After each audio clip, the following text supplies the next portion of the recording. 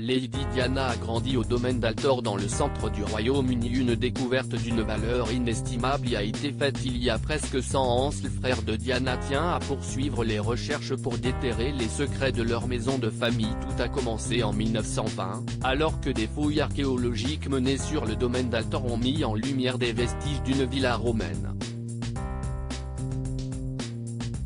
Passionné d'histoire, le comte Charles Spencer, actuel locataire en charge de la demeure familiale et frère de l'ancienne princesse de Galles qui est enterrée sur ces terres, a décidé de faire poursuivre les recherches afin de découvrir d'autres possibles vestiges se trouvant sur les terres de ses ancêtres.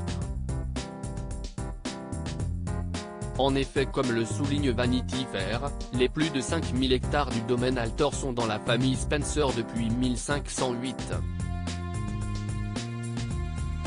Autant dire que de nombreuses générations se sont succédées sur ces mêmes terres qui, quelques siècles plus tôt, étaient habitées par des Romains.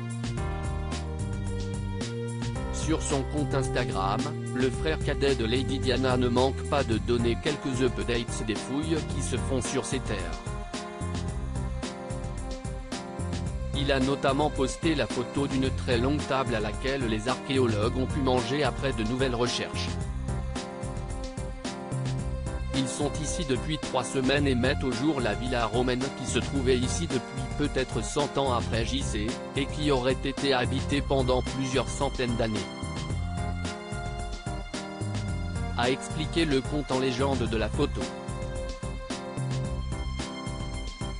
Une idée qui a de quoi fasciner et qui ne manque pas de réveiller l'enthousiasme de Charles Spencer à propos de cette partie de l'histoire qui se serait déroulée là où il a grandi et où il vit désormais avec sa femme Karen et leur fille Lady Charlotte Diana Spencer.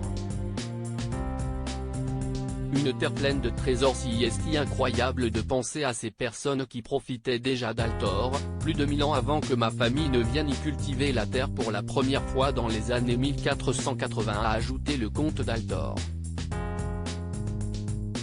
Lors des premières fouilles, plusieurs découvertes avaient été faites et avaient ainsi motivé la décision de poursuivre sur cette voie. Si le domaine d'Altor recèle autant de trésors historiques, s'y estime notamment grâce au fait qu'il n'ait pas changé de propriétaire depuis des siècles, mais pas seulement. Le parc ayant été clôturé il y a plusieurs centaines d'années, les terres qui s'y trouvent n'ont pas été travaillées ni construites depuis.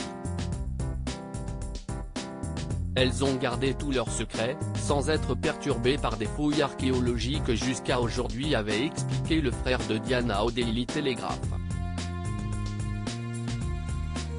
À propos de l'auteure marine, grande amatrice de faits divers, je me suis découvert une passion pour la royauté, même si les séries restent mon domaine de prédilection.